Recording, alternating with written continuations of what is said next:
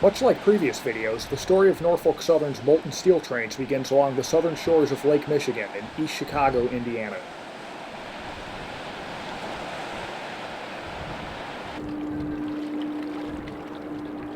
From along the breakwall of George Park Beach, we get a view of the mill that starts it all, Cleveland Cliffs' massive Indiana Harbor Works.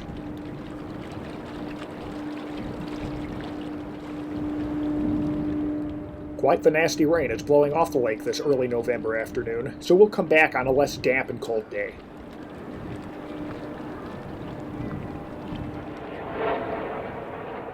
That's better.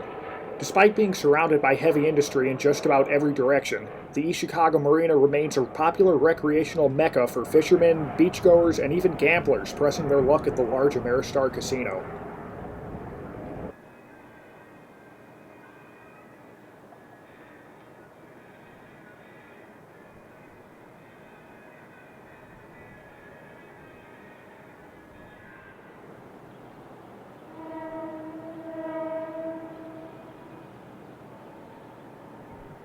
Looking across the marina, we were able to catch our first train.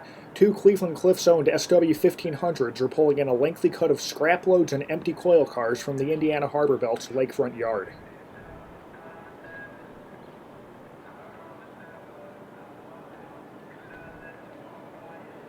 We'll head over to the far west end of Lakefront Yard to get a closer look at some Cliffs switch jobs interchanging with the IHB.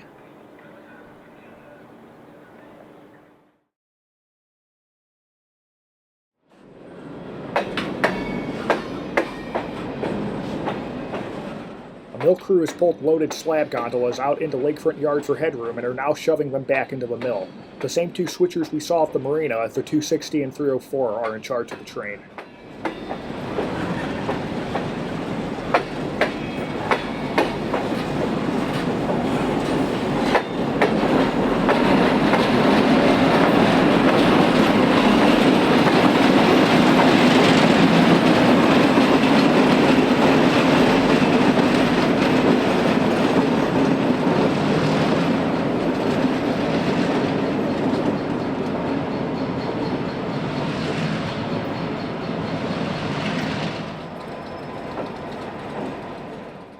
Having just interchanged outbounds with the IHB, two more switchers follow the slab train back into the plant.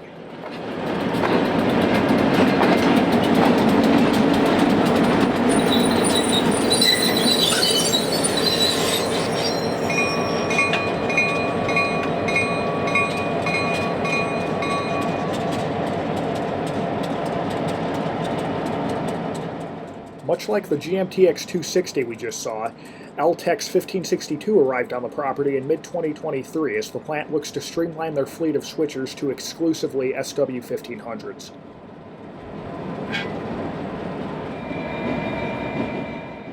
On a much colder day, Bottle Train Road Power is laying over in the yard as another light SW1500, the 303, returns to the plant.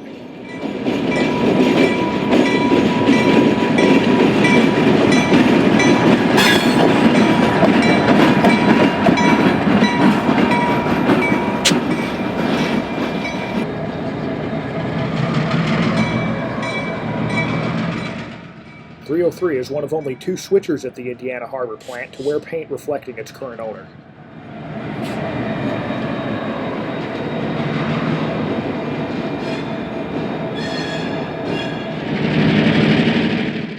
Following the 303 is a loaded CSX coal train being led by GP15-1 number 418 and SW1500 301.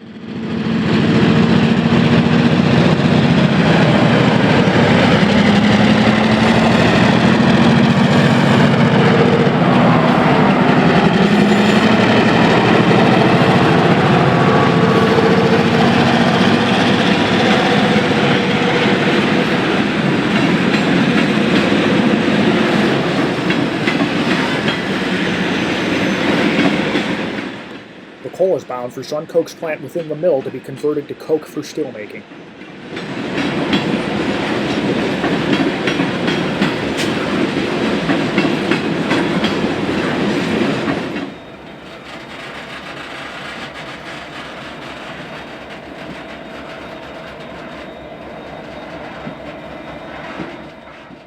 train is down to a walking pace as the power struggles to keep the train moving within the mill.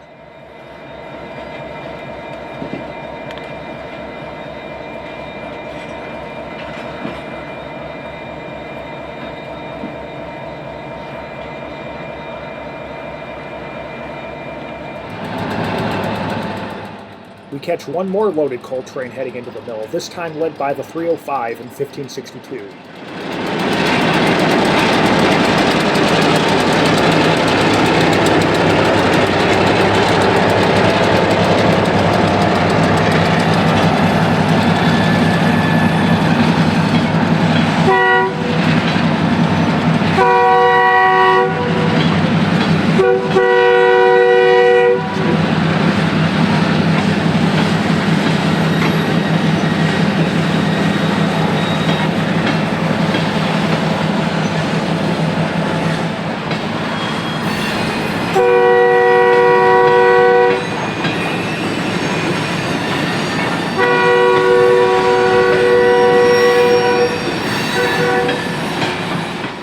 We'll run a rather avant-garde chase of this train and head back to the beach to watch the train slither through the mill.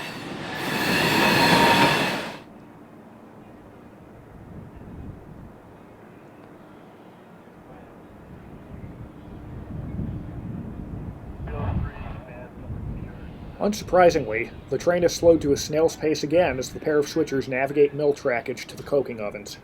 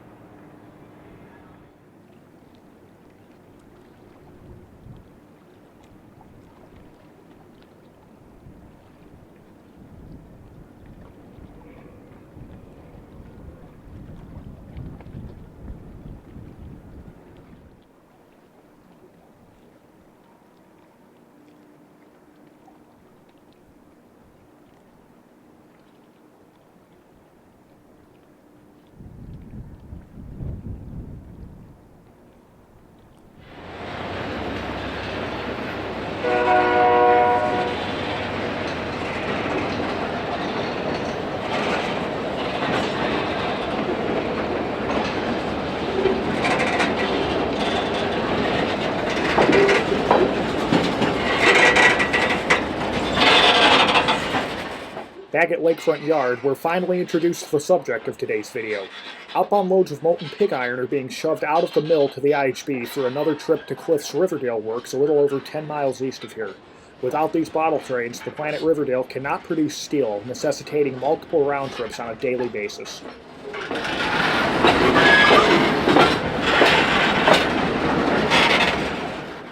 The train was loaded at Indiana Harbor's No. 7 blast furnace, which, as of the making of this video in December 2023, is the last remaining blast furnace in regular operation at the complex.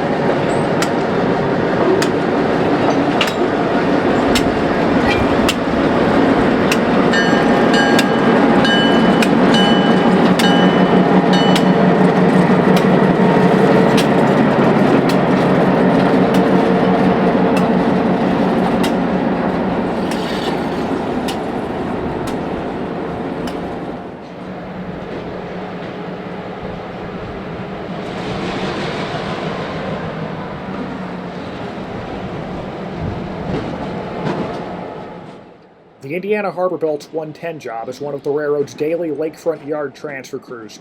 The 110 is following the mill crew into the yard and will tie on to the loaded train, beginning another trip of the hottest train on Earth.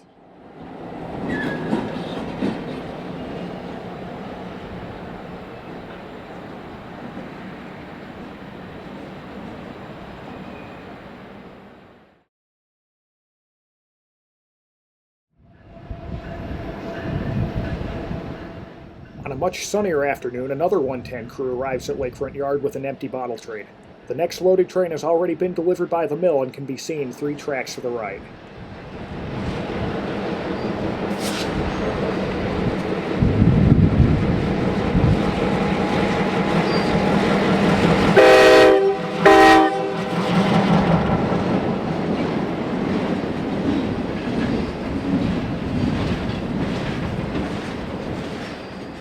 Though each car is capped as well as being empty, a large rush of heat still always manages to escape as these trains pass you.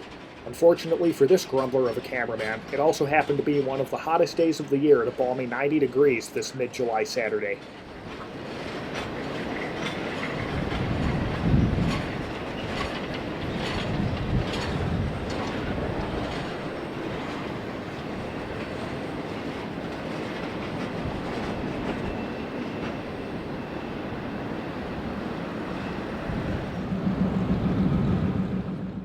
While waiting for the 110 to get the loads ready to go, we've returned to ground level to catch the Cliffs crew returning the empty train back to the blast furnace.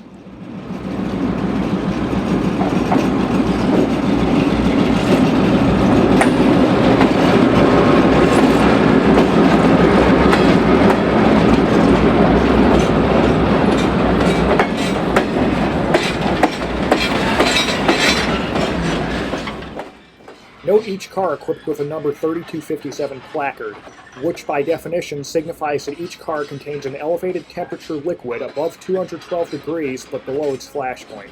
Cars are loaded with temperatures often exceeding 10 times that at roughly 2500 degrees Fahrenheit.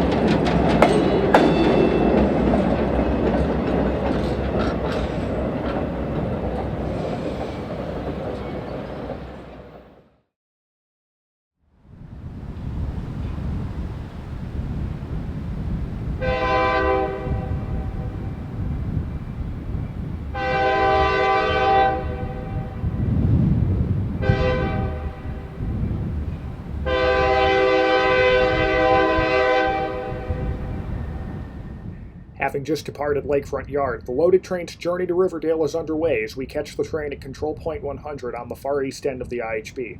Just around the corner at Michigan Avenue, the train will be handed off to a Norfolk Southern crew to continue the westward journey.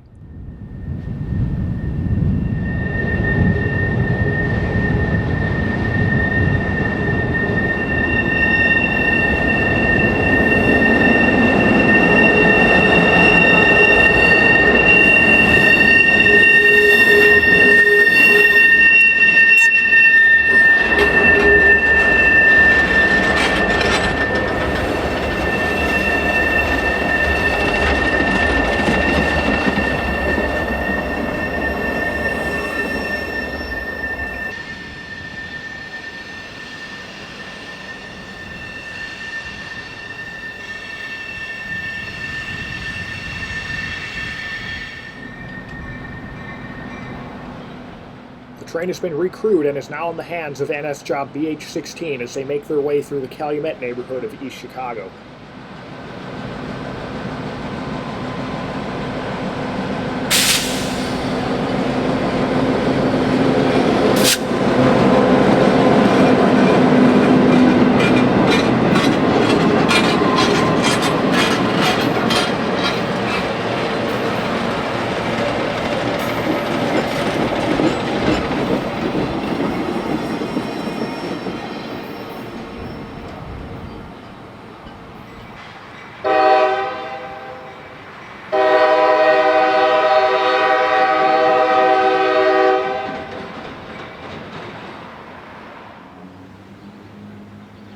The train continues west through Hammond at the west end of the IHB's Gibson Yard. Loads are restricted to 15 miles an hour their entire trip, making chasing a breeze for anyone wanting to follow these unique trains.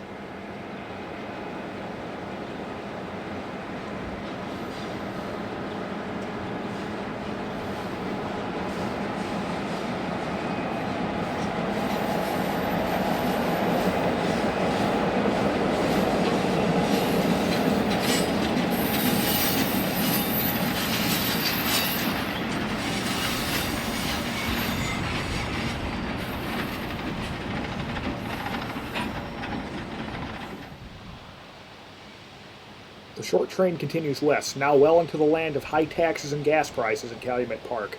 Not including buffers, train sizes can range anywhere between 1 and 12 cars.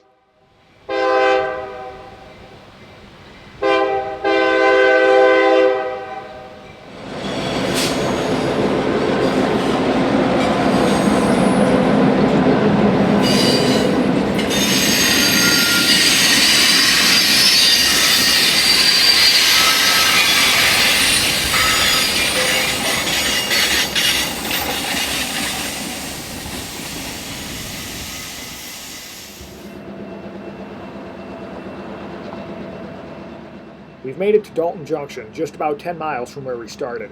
The loads are on the final leg of their westward journey and will swing off of the IHB before entering CSX trackage to cross over into the plant.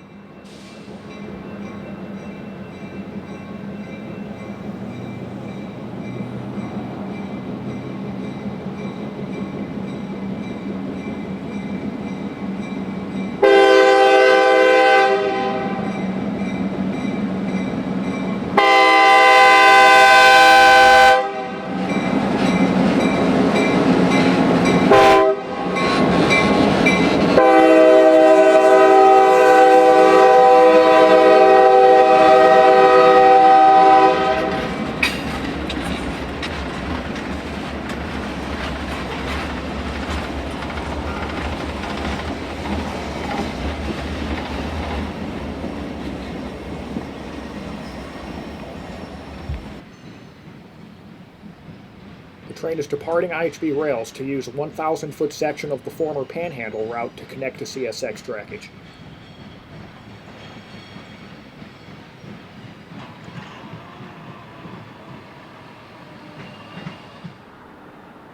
For good measure, we'll follow a few more loaded trains before making it all the way to the plant at Riverdale. We've returned to CP100 to see an IHB 126 job delivering another loaded train from the mill. The 126 is 110 second shift counterpart. Leading this evening's train is the NS 5333, a GP38-2 originally built for the Penn Central.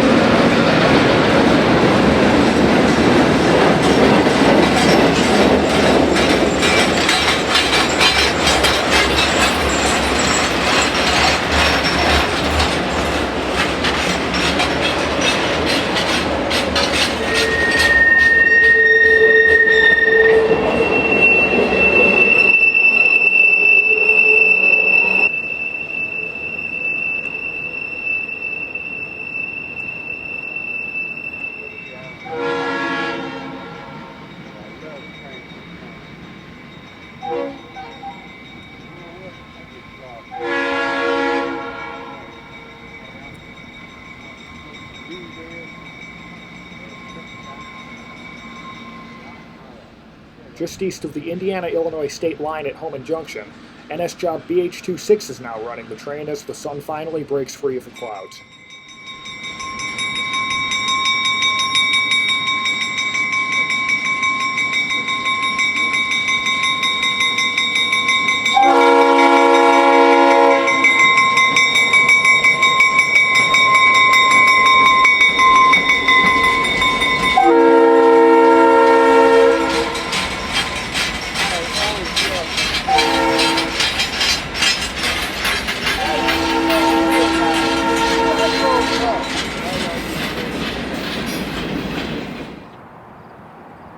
Another signal at Homan for another BH26.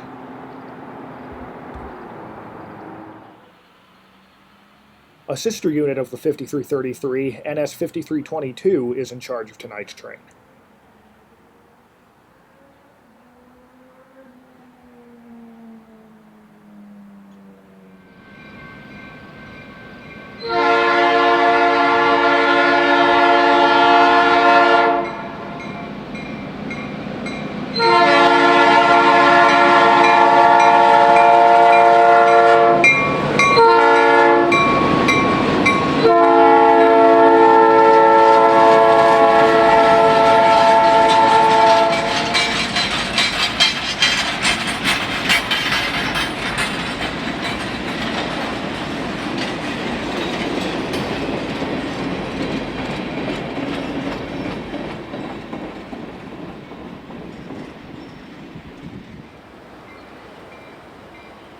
On one of those unseasonably warm 60-degree January days the region knows far too well, snow is rapidly melting as more loads move west behind GP 38-3, number 5809.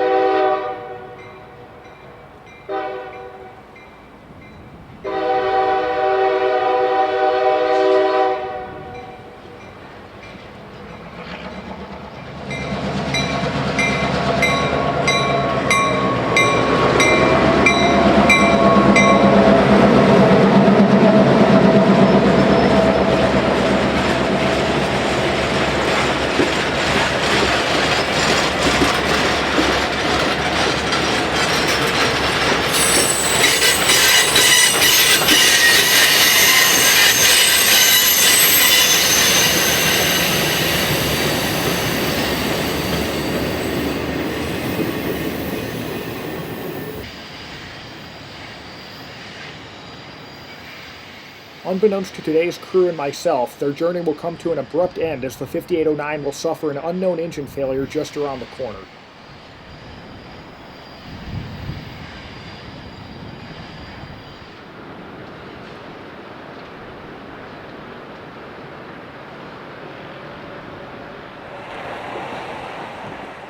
The 110 crew was called to run the 5333 out to the BH-16, who will use it to complete the remainder of their journey to Riverdale.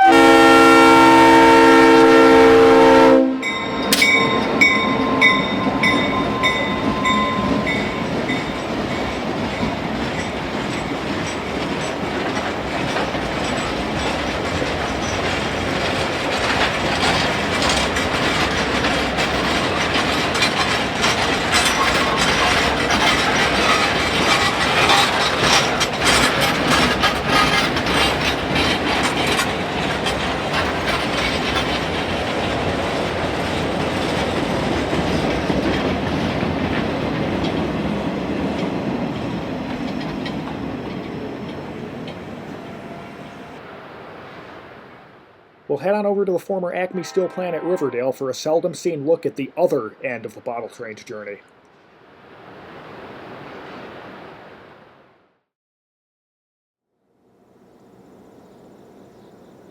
Incredibly, a public bike trail with nothing more than a chain-link fence provides an excellent view of the back half of Riverdale Works, and more specifically, the Mills Interchange Yard.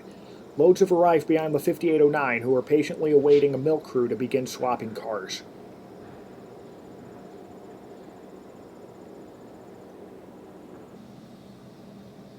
Riverdale switch power tonight is an EMD SW1001, the number 1051. After the Cliffs buyout of ArcelorMittal in 2020, they were quick to dump their shade of ugly indigo paint on just about everything, and as a result, Riverdale's engines have no visible numbers or reporting marks save for the number boards above the cab.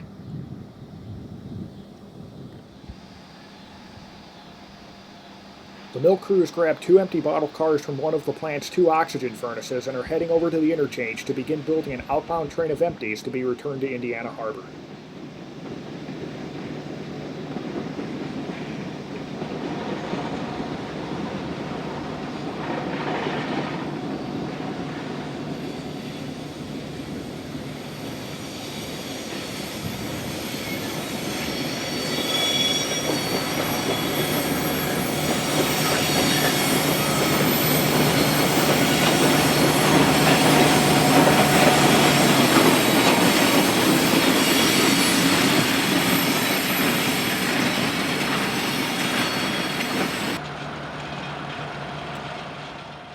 I'll take a break from narrating for a minute so you can fully enjoy the sights and sounds of some old-school model railroading-esque steel mill switching as the mill and road crews work side by side.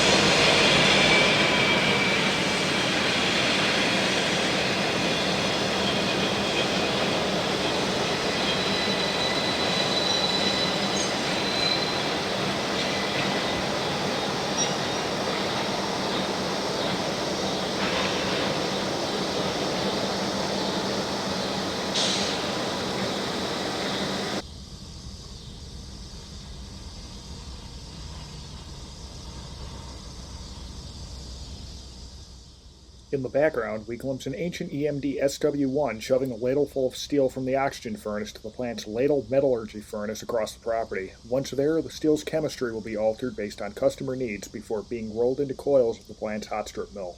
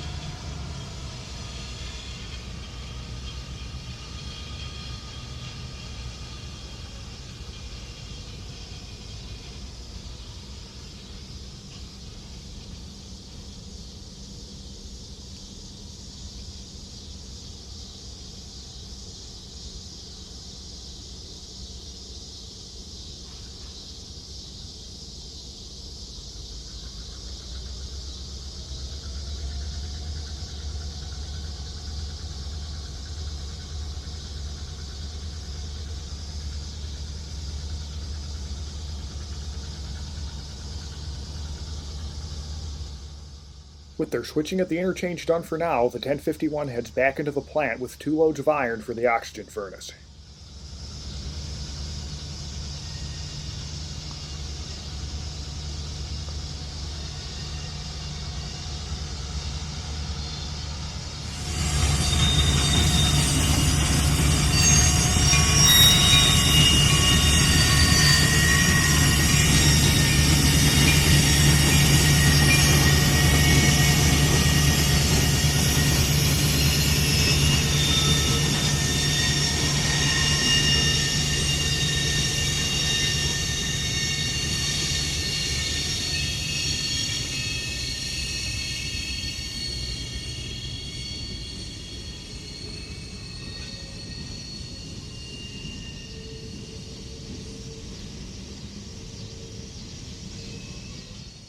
We'll hang out around the bike trail for a little while to see what other rail action Riverdale has to offer.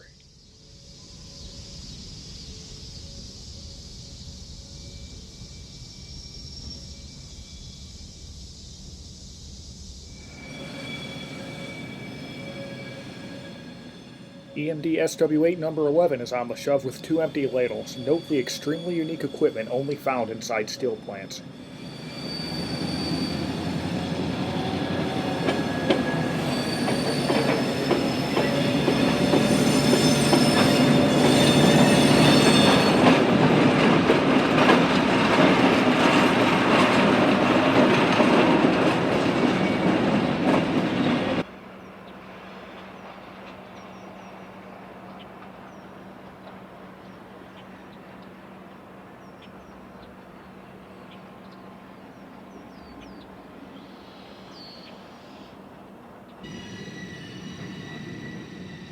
And SW1 is on the shove with coils bound for the plant's other interchange yard with National Processing, a plant located just north of here across the Calsac Channel.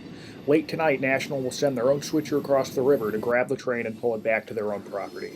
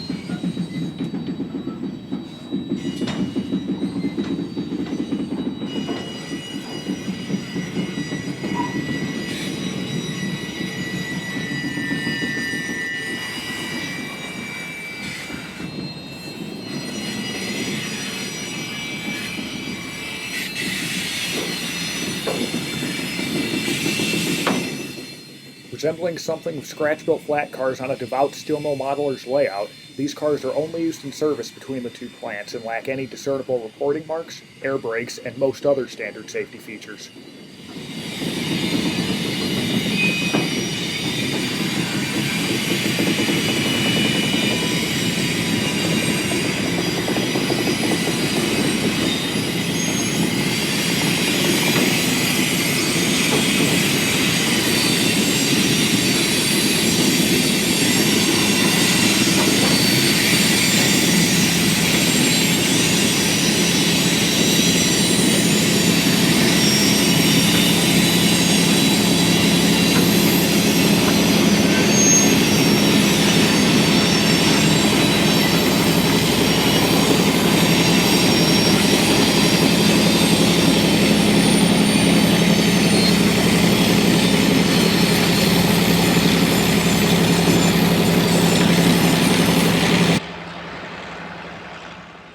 The crew will perform a switchback maneuver into the small yard to the right.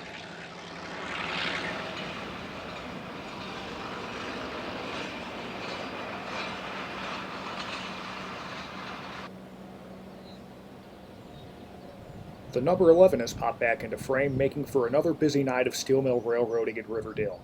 Unfortunately, it would get dark just a bit too quickly to observe anything else here tonight.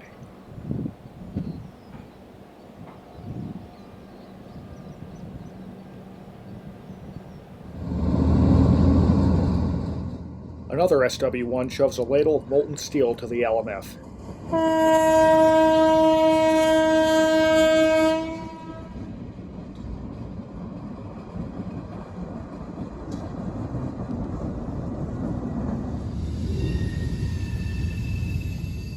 More coils bound for National across the river are being positioned by the same SW1 we saw earlier. Moves like these happen just about every evening.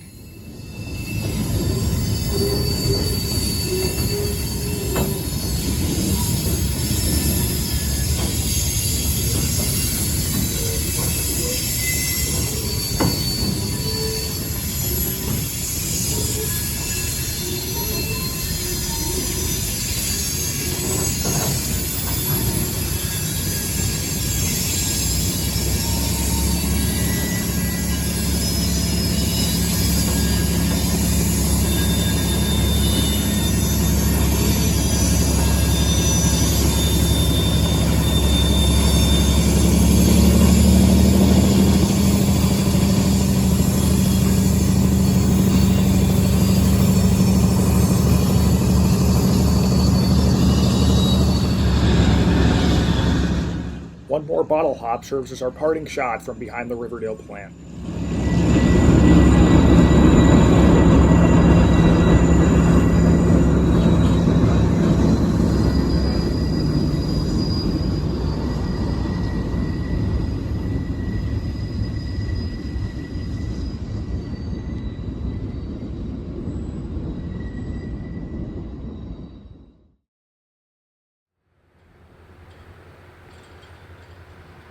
Coils produced at the plant are shipped out by rail 3 times per week, served by the IHB's Blue Island-based 518 job. IHB GP40-2LW 4022 and Road Slug 2022 are departing the plant with a healthy amount of outbound loads today, all destined for interchange with the Union Pacific.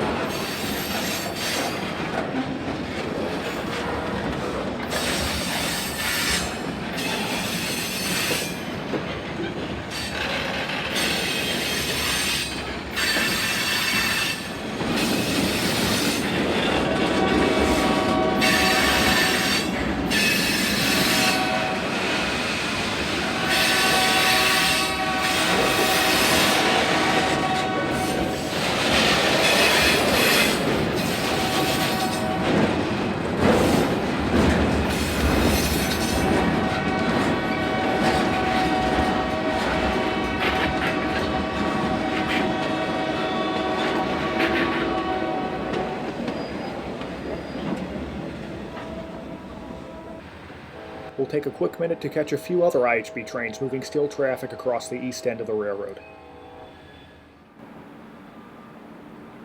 Indiana Harbor Belt crews make regular use of bottle train power to run transfers to and from the lakefront with other mill traffic. At Michigan Avenue, we catch Job 110 transferring coils out of the yard that will become Norfolk Southern train B09.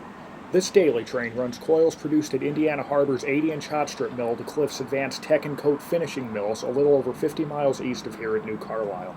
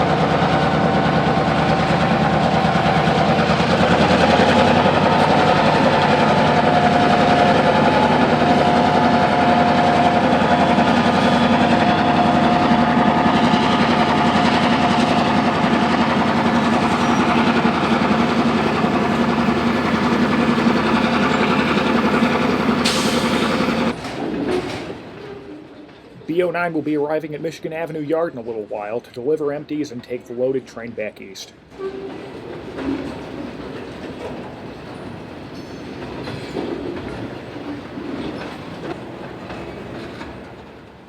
At the time of recording this train in September of 2022, the former Inland Steel Plant 4 was being demolished in the background.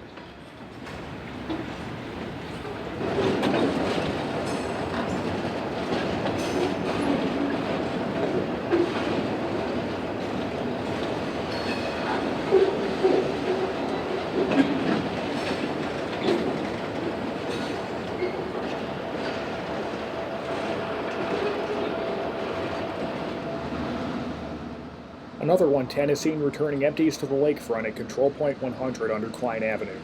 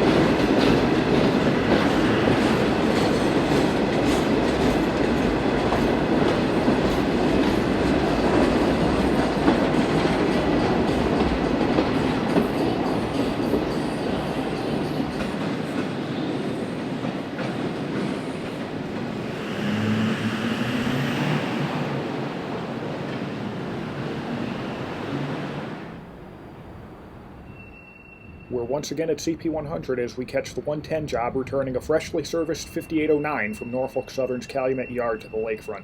They'll first have to wait for job 126 to get out of the yard with empty NS Coal Train 885.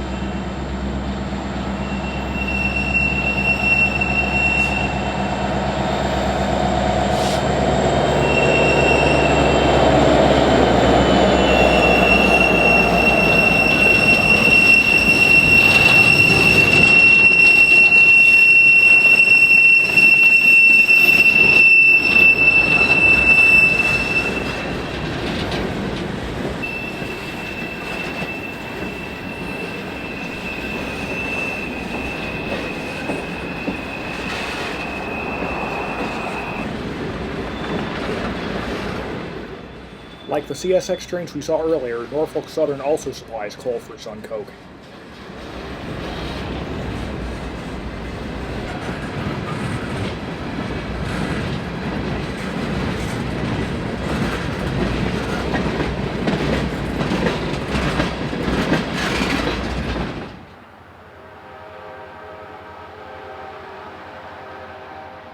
It's a dreadfully dark and cold January day as another 126 crew begins their day transferring a train of gondolas and scrap service from Lakefront Yard to the IHB's Gary and Western sidings for eventual forwarding to Blue Island.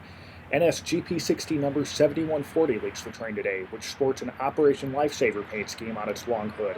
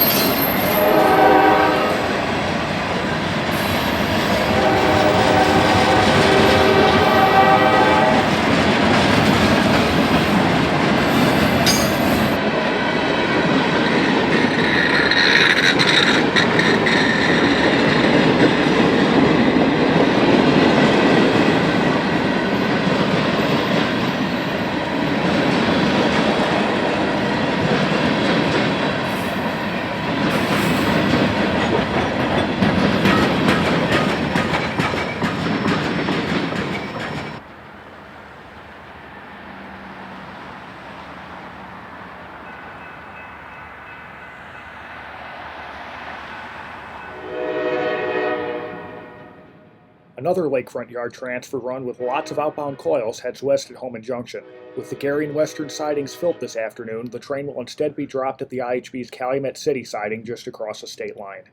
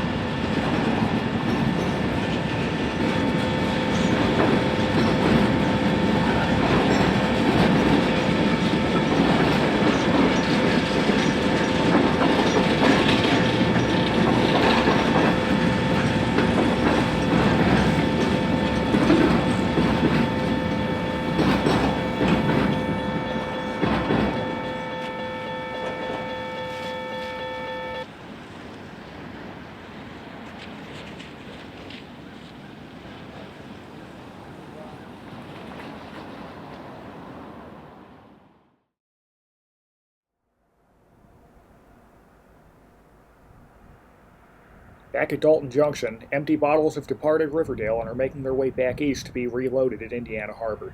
The train is led by another GP60, the NS 7127. Note that the train is traversing the CSX bar sub in this shot, as the previously mentioned Panhandle connection has since been taken out of service.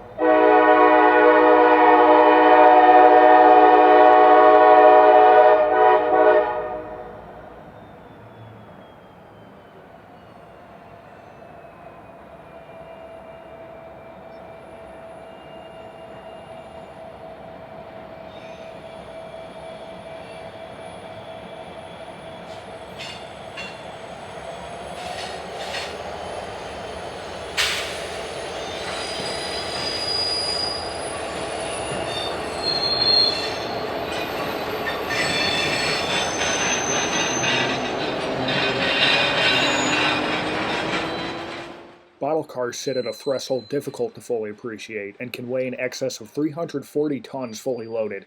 To put that number in perspective, 143 tons is often thought of as the standard maximum weight for loaded rail cars.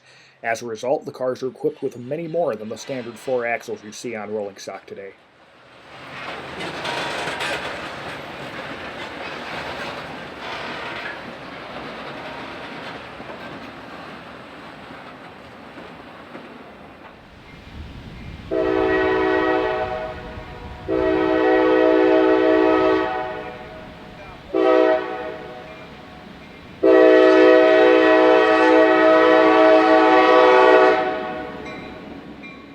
More empties behind GP60 number 7114 head geographically north at Calumet Junction.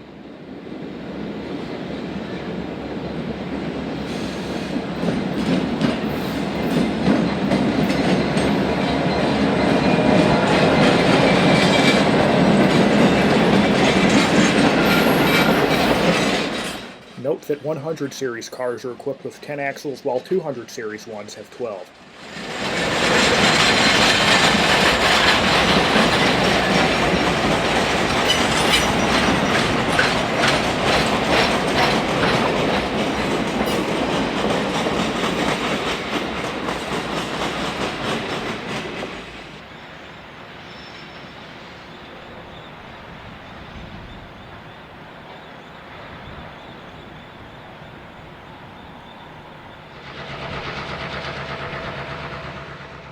No more than a half hour later, the BH-26 has swapped with an IHB crew and is back on the move with more loads.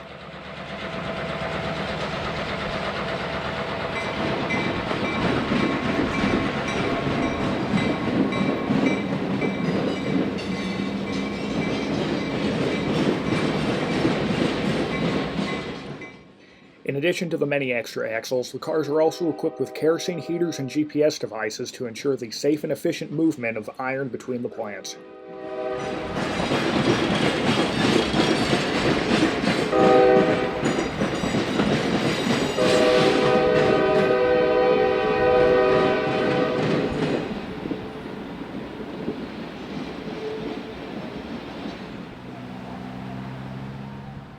A half-mile south of Calumet-Griselli Junction, we catch our final bottle train.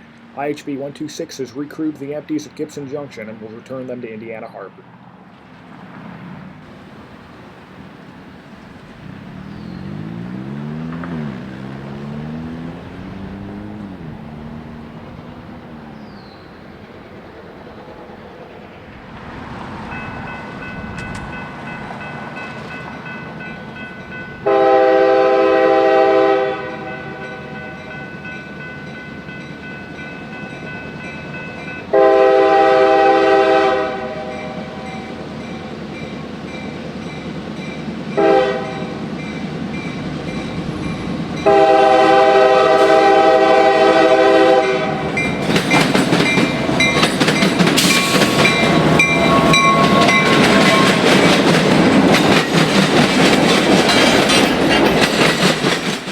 A keen eye will notice that, despite being emptied hours ago, the tops of the empty cars are still glowing orange from residual heat.